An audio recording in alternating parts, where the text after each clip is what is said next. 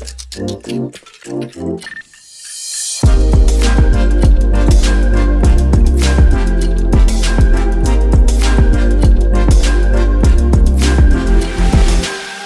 and welcome to Lovin Blockchain, a video series about everything that's happening on Blockchain Island. Today we're at Delta Summit, a very packed Delta Summit where thousands of delegates from all over the world are here to discuss blockchain and cryptocurrencies and everything to do with those technologies. What's the atmosphere like? What are you thinking about Blockchain Island right now? Yeah, it's great. I mean, Delta Summit is one of the biggest events that I've attended so far. I'm amazed with the turnout and the enthusiasm and the number of people here. Like, it's incredible. It's an amazing experience. I mean, nobody ever expected that the whole thing would move so fast, that the timing of what we did would be so perfect, because we're really riding a wave. When we spoke first, we were anticipating 1,000, 1,500. Today I'm happy to say that we've surpassed 3,800 people that have come. Just yesterday we had that small pre-registration which we planned months ago, and we said pre-registration to get maybe 200, 300 people to register the day before the event. We had 1,700 people registering just before even Delta started. We have more than 175 speakers. So I've been involved full-time for 8 years, almost 8 years now, and I'm still excited about the exact same thing, and that's a peer-to-peer electronic cash system for the world in which you can send and receive any amount of money with anyone, anywhere, instantly, basically for free, and it's impossible for anyone, including governments, to block you from sending and receiving that money. That's what makes me so excited every day, and the cryptocurrency that has the best chance of fulfilling that vision is Bitcoin Cash, so I'm busy promoting Bitcoin Cash every day. I think Malta is doing a number of things right in terms of regulations and also the framework. So first of all, when I first interacted with the leaders in Malta, they already have a very deep understanding of blockchain technology and the impact that you could have on the financial economy. Malta has a chance to become a world leader on this field. Malta actually has a bunch of sane politicians and sane regulatory environment here where they're inviting businesses saying, hey, please come do business in Malta. Please, you're welcome. We want your business here. The truth is, this is not a sector or a niche area. This is the whole economy.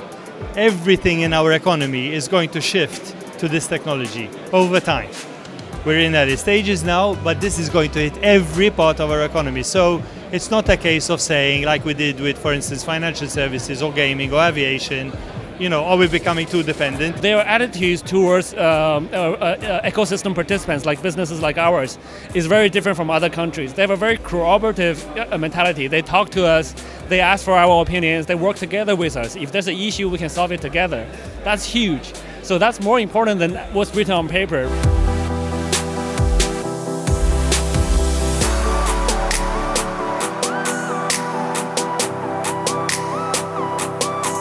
We are one of the world-leading digital asset exchange. So we offer like more than 400 trading pairs, token-to-token trading exchange. You're looking to employ more people in Malta? Yeah, definitely, because we already have a few staff here. OKEX was one of the first exchanges to announce expansion to Malta. We offer a comprehensive financial ecosystem for our users. We also met with the regulators and the legislator, and we were really impressed with their knowledge of blockchain and the industry itself, and just their sheer commitment to provide a sound regulatory framework. We were one of the first ones to offer Bitcoin Cash. We told all of our users and the entire blockchain ecosystem that if you come to our exchange, if you sign up and deposit your Bitcoins, we will do all the technical work and we will give you the equivalent amount of Bitcoin Cash. Like in any other industry, there are the goods and the bad things about it. If we look, for example, the financial service industry, the traditional financial service industry, we are unfortunately hearing a lot of scandals all over the world. So that is the bad part of the industry. But we cannot say, for example, the financial service industry didn't do a lot of good things. So we can transact, we can use, instead of commodity money, we can use fiat money, we can do a lot of transactions, we can make a living, etc. So our role as a government is to actually implement a regulatory environment that attracts the right people to do business in Malta, but at the same time protect consumers, have market integrity and financial stability as well. And What's it like to not have that? You've been in countries where you were shut down. Tell me what it's like in practical terms to be in a place that's not like Malta right now. Yes, we did have that experience, and it's very expensive, both in terms of actually money, time cost, the disruption to the team. Some people so we had to move our company from our entire team out of countries before, and that's hugely expensive, very disruptive. So we want to avoid that at all costs. Have you set up in Malta already? Are you basing yourselves here?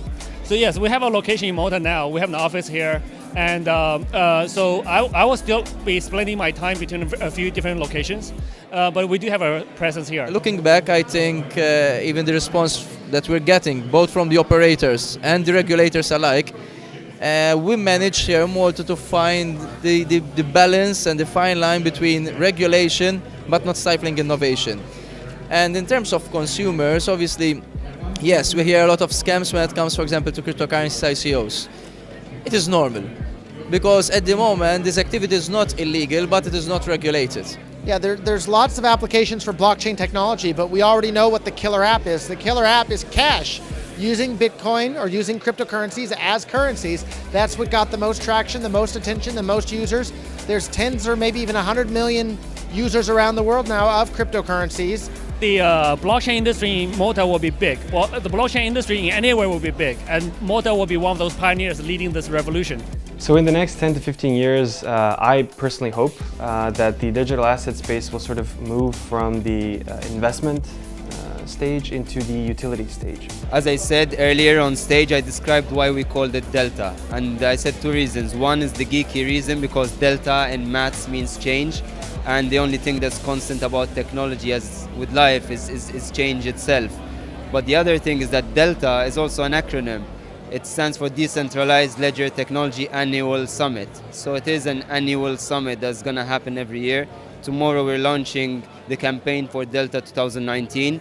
And it is going to be a celebration for digital innovation. I was incredibly thrilled today when the Honorable Prime Minister Dr. Joseph Muscat announced on stage that we have regulated DLT. We still have a lot to learn, but we're moving into regulating artificial intelligence, the Internet of Things. And we are turning this country into a digital innovation mecca. And we want Delta to be the platform, not only for blockchain, but for all decentralized ledger technologies and digital innovation in general. It's happening. We are here. We are living history at the moment, and it's an exciting time. So we started with blockchain this year, but blockchain is not the end.